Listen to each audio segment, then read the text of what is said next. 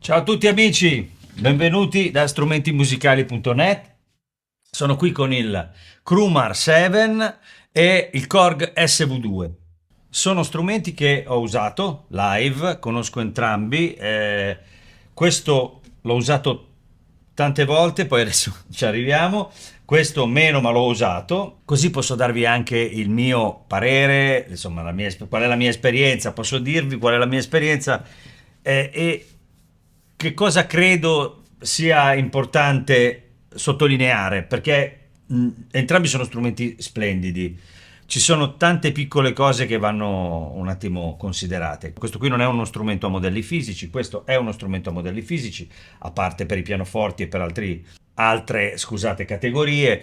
Questo è uno strumento che è in continua espansione, nel senso che volendo sul sito si trovano pianoforti, un sacco di cose nuove che lo strumento può accogliere, sono bellissimi, ve lo garantisco. Saluto Crumar, gli amici e tutto il resto, sono italiani e quindi giustamente c'è anche così un legame, no, di appartenenza, e da questa parte c'è un legame invece proprio strumentale di un certo tipo di periodo. Io quando ho messo questo suono qua non vi nego poco fa che ho avuto un momento, come dire, nostalgico, perché questo strumento è stata la prima reale alternativa dopo il Rhodes, che è stato il mio compagno di viaggio per tanti anni. Era un Mark II 73, quello vero, insomma.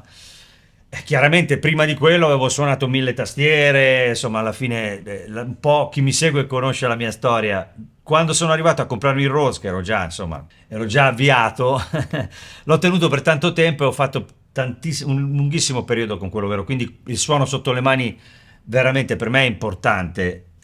Quando ho preso questo era un'alternativa perché avevo intenzione di lasciare quello a casa, di portarmi dietro una cosa più portatile, che avesse anche più possibilità sonore. Con quello là andavo in giro con gli amplificatori, con i pedali, un disastro, una cosa bellissima ma nello stesso tempo anche molto impegnativa. Qui ho cercato di trovare un surrogato e per certe cose, in particolare lavorandoci sopra con l'SV1, avevo avuto così un amore e un po' no, nel senso che, come dire, arrivando da Rhodes avevo bisogno di un certo tipo di suono, però nello stesso tempo mi sono abituato, poi l'ho venduto, poi l'ho ricomprato, poi l'ho venduto, poi l'ho ricomprato. Ha dei punti di forza incredibili. Da questa parte invece abbiamo i modelli fisici. Quando sono arrivati i modelli fisici io stavo seguendo la cosa, perché poi Guido e poi dopo Andrea ci siamo conosciuti, abbiamo avuto modo di avere a che fare in qualche modo e fin dall'inizio il lavoro di Guido dal punto di vista della riproduzione a modelli fisici dei suoni è stata incredibile. In questo caso ci sono anche delle cose che non sono considerate come dire, molto dal pubblico che utilizza il Seven. Il Seven viene utilizzato quasi esclusivamente per il suono di Rhodes, di Wurlitzer, che sono incredibili, ma questo strumento ha, sempre a modelli fisici, anche delle alternative un po' particolari. Chiaramente i pianoforti, quelli belli, sono a campionamento, si possono inserire, quelli sono professionali per suonare in certi contesti, però qui ci sono anche delle alternative che io trovo veramente molto molto valide. Quindi, avete sentito?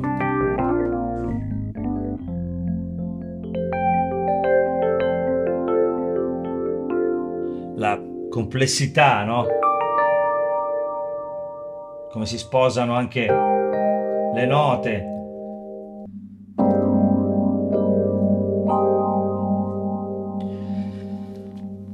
Da questa parte senza effetto.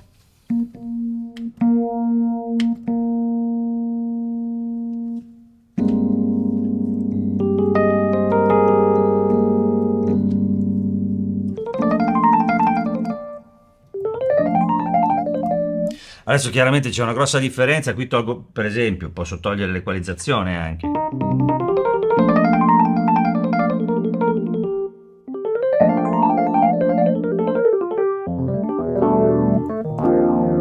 Chiaramente qui abbiamo l'opportunità di lavorare sul suono in modo maniacale, qui meno, qui abbiamo il Q, abbiamo diciamo la post-produzione, tra virgolette, qui possiamo andare a scavare proprio all'interno come se fosse uno strumento, perché ha modelli fisici. Ecco, la prima cosa che si sente è questa sensazione di densità del suono, anche se lo metto nell'ampli.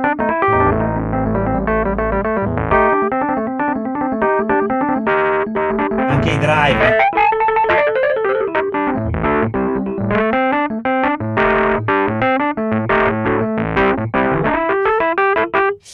C'è molta sensazione vera, densa, piena dove serve, conoscendo lo strumento nel profondo, vi garantisco che la sensazione quando si suona con questo live è quella che si ha con un Rhodes, che è una cosa un po' difficile da spiegare perché il suono è nello stesso tempo liquido, un po' distribuito, non so come spiegarmi, all'interno della tessitura del brano, di quello che state facendo, anche se siete da soli, come frequenze, così, però nello stesso tempo se lo togli casca tutto, no? Mentre in questo caso abbiamo un dettaglio più da campionamento, no? Però di altissima qualità.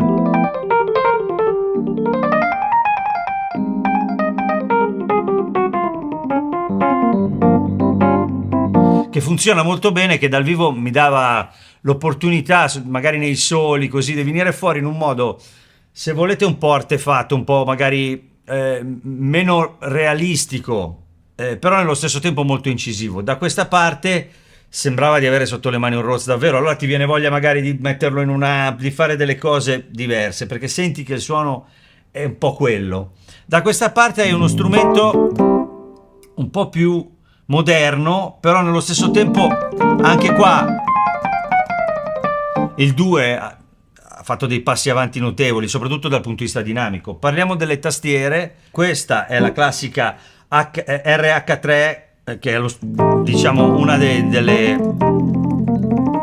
tastiere che Korg ha ormai messo su tutti i suoi modelli come tasto pesato, ed è, devo dire,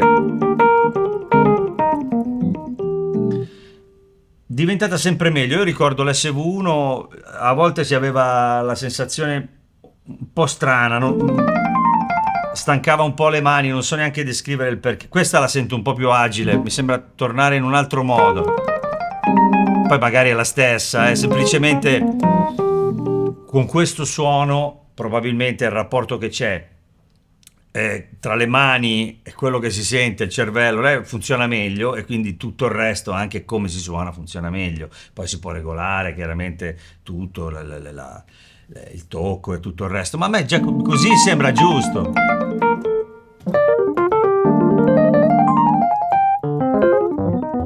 Qui invece c'è una TP100, non so se questo è già fatto con la TP110, insomma, di Fatar, che è, diciamo, la Fatar quella leggera, dal punto di vista proprio del peso che dà allo strumento, ma è anche quella più discussa, perché è la tastiera quella che dopo un po' comincia a fare click e croc, quella che nel tempo regge un po' meno di solito, però non lo so, io ho degli amici che hanno il 7, lo suonano da tanto tempo, ci si abitua, poi il peso conta, questo è un Rhodes fatto per essere trasportato, io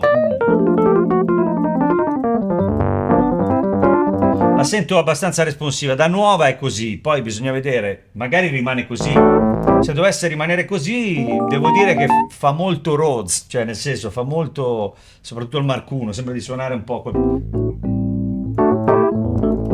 quello strumento lì. Qui invece la cosa è un po' più moderna, però in entrambi i casi comunque con la tastiera, apro una parentesi, è una questione veramente personale. C'è chi con la TP100 è andato avanti per anni, si è abituato, ha trovato il suo tocco, le sue cose. È chiaro che una TP40 è meglio, ma né questa né questa è una TP40 secondo me. Non hanno quel dettaglio dinamico che permette davvero la sfumatura. Qui siamo un po' più rustici, però è anche vero che anche il Rhodes è un po' così. Ci sono quelli che avevano fatto la modifica, ma alla fine comunque erano tutti un po', dovevi trovarti, no? Il modo di suonare, quindi non lo so. Io le trovo entrambe alla fine valide. Come sentite qui c'è questa ciccia enorme, questo è un po' più, no? Come dire, equalizzato. Anche se l'ho tolto le cue, ho tolto tutto. Adesso io andrei un po' con i suoni, nel senso che abbiamo qui anche dei pianoforti, chiaramente ce ne sono vari modelli.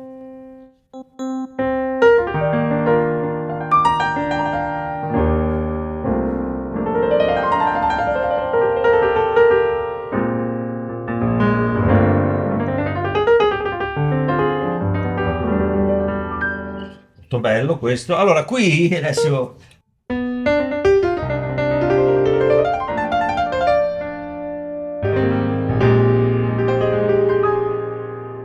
questo è a campionamento, chiaramente.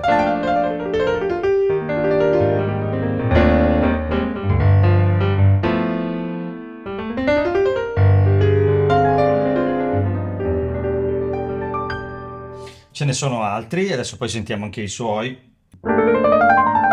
Molto incisivo questo.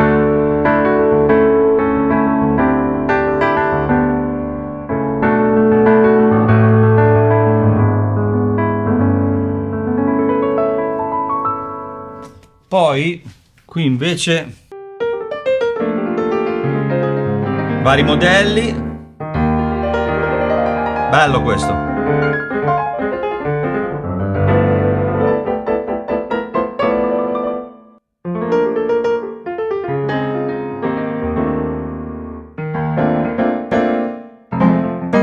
Questo sembra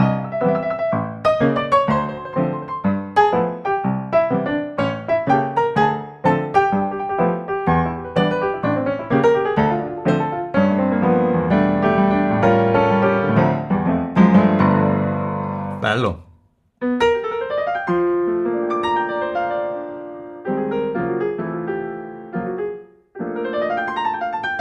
Sono tutti belli. Qui abbiamo anche qui vari modelli. Questo, anche questo più pop, diciamo. Però qui c'è una cosa che volevo farvi sentire, che è questo.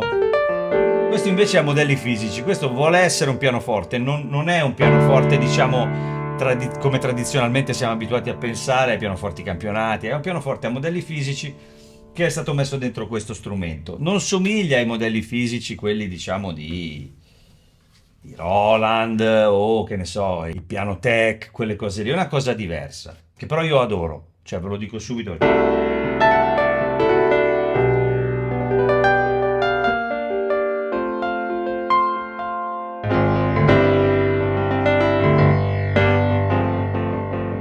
Non è un CP, è una cosa diversa.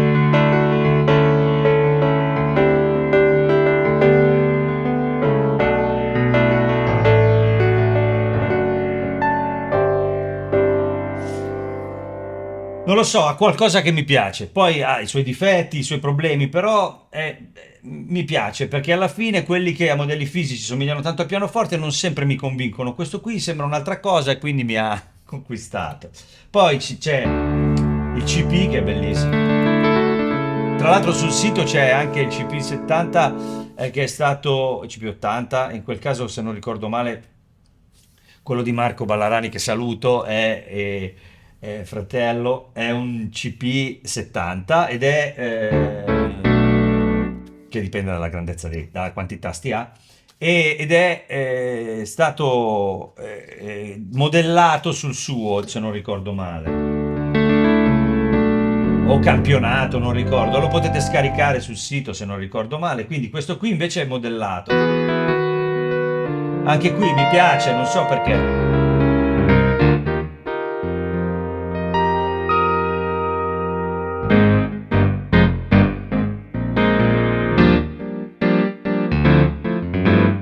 Sembrano strumenti, non so come dire, hanno questa capacità anche il clavine.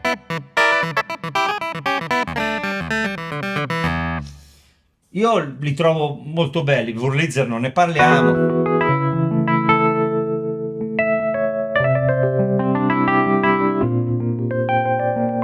Tutto chiaramente iperfilologico, la velocità del tremolo, l'onda del tremolo, tutte quelle cose lì, figuriamoci, Guido è fissato con queste cose, Guido Scognamiglio che saluto Andrea, saluto tutti gli amici di Krumar, anche se io collaboro con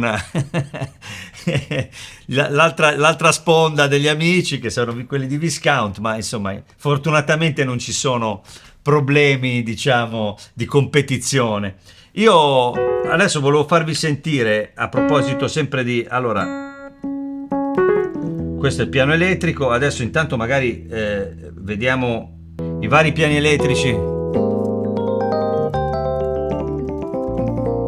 Questo è un po' Dyno, questo bello ciccio.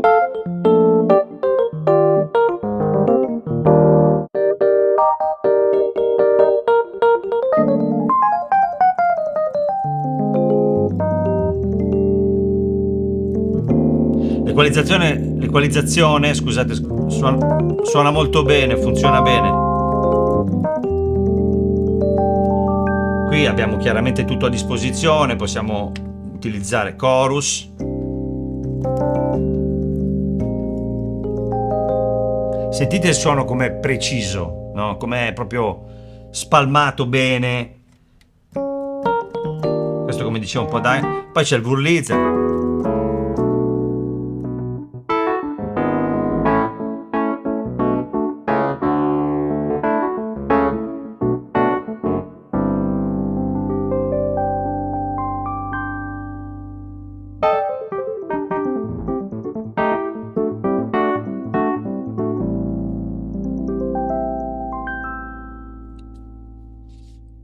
E quindi meraviglia anche qui, poi tutti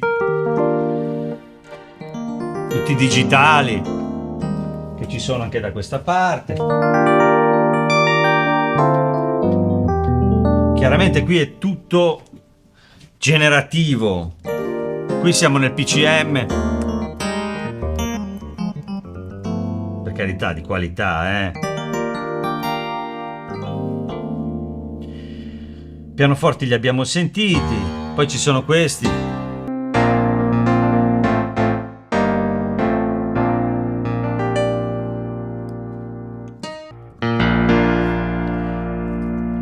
Anche qui abbiamo chiaramente il CP.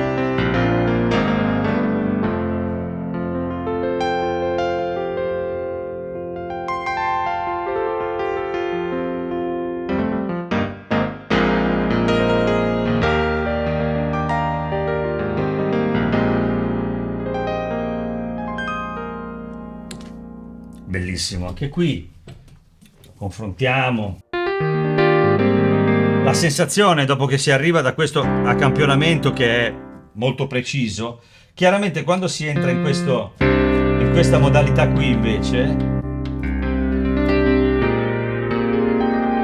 si ha una sensazione più dispersiva, no? Ma in realtà vi garantisco che questa sensazione così liquida, larga, no?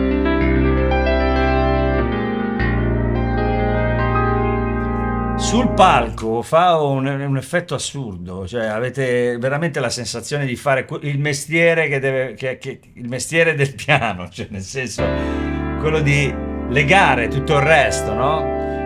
Anche questo lo fa, non mi fraintendete, in un altro modo però, che è più, come dire, non pensa già ad unirsi al resto. Devi mixarlo. Questo qui fa un po' l'effetto che fa, non lo so, come se ci fosse una situazione più, permettetemi il termine perché è il contrario, però acustica, ma non c'entra niente perché sono tutti strumenti elettromeccanici, ma è una cosa difficile da descrivere, ma è una questione di efficacia nel mix. Ecco, è un po' quello che succede. Poi chiaramente ci sono dei punti di forza, per esempio qui c'era quella questione del piano che vi dicevo, poi qui ci sono tutti questi, oltre ai DX ci sono tutti gli MKS, tutti i mondi, diciamo, che un piano che fa gli elettromeccanici va a pescare, e anche chiaramente tutta la parte digitale, quindi appunto DX e compagnia. Ma la sensazione è veramente molto, molto realistica.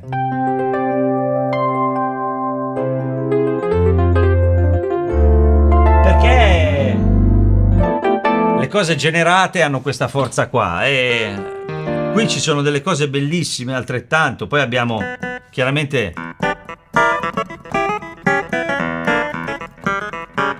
il clavinet che abbiamo sentito anche qui, questo è generativo, quindi abbiamo, è tutto diverso, no? Ora sentite anche i volumi diversi, perdonatemi. Poi volevo farvi sentire una delle cose che per me sono le più, questi archi.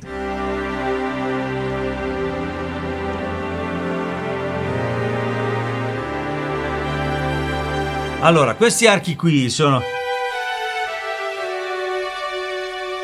incredibili secondo me.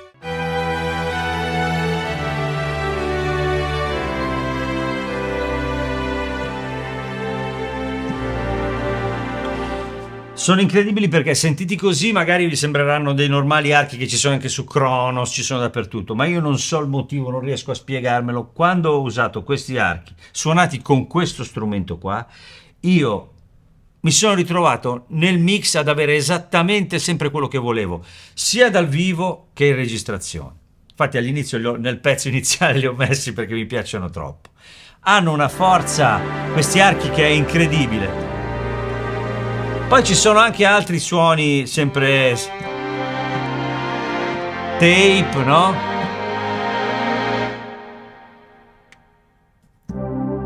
Pad.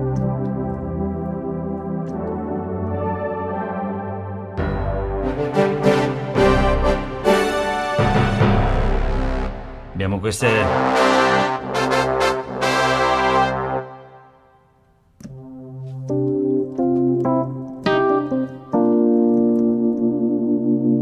Sono tutte cose chiaramente importantissime, perché cercavo che possono aiutare.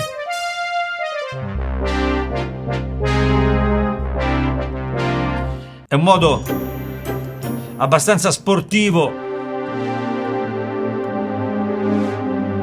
di mettere, diciamo, l'essenziale.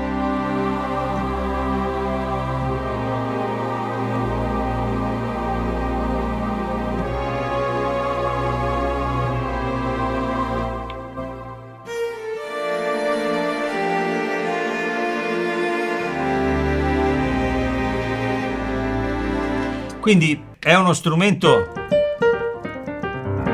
pensato in modo moderno, rinnovato. L'SV2 è veramente bello, questa versione 73 è comodissima, vai a suonare, hai veramente quasi tutto quello che ti serve, se non devi fare cose complesse. Alla fine la porti a casa, i pianoforti funzionano, io li ho usati in tutti i contesti veramente, quelli dell'1 erano un problema, questi qui funzionano molto bene, l'SV2 funziona bene. Da questa parte c'è un viaggio, è una cosa diversa, cioè qui devi entrare in questa modalità e mentalità, addirittura anche col piano.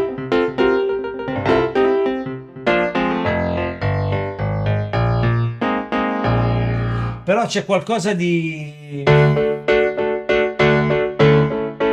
Poi se vuoi il piano ce l'hai,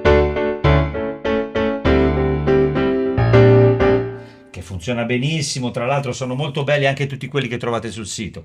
Però a me piace il fatto di sfruttare il più possibile il lato appunto generativo, no, di questo strumento. Che secondo me nasce per fare quello. Sono due mondi diversi, li ho voluti mettere uno di fianco all'altro, non contro perché non ha senso, ma uno di fianco all'altro proprio per sapere cosa ne pensate, se avete avuto queste esperienze che io ho avuto per tanti anni, arrivando chiaramente prima dalle cose che non esistevano, non c'era niente che potesse neanche avvicinarsi seriamente al suono del Rhodes come ce l'avevo in testa, sentito nei dischi da ragazzino e tutto il resto. Quando ho avuto il Rhodes per anni, per me il suono era quello. Quando ho smesso di usarlo, questi erano i surrogati che c'erano in giro.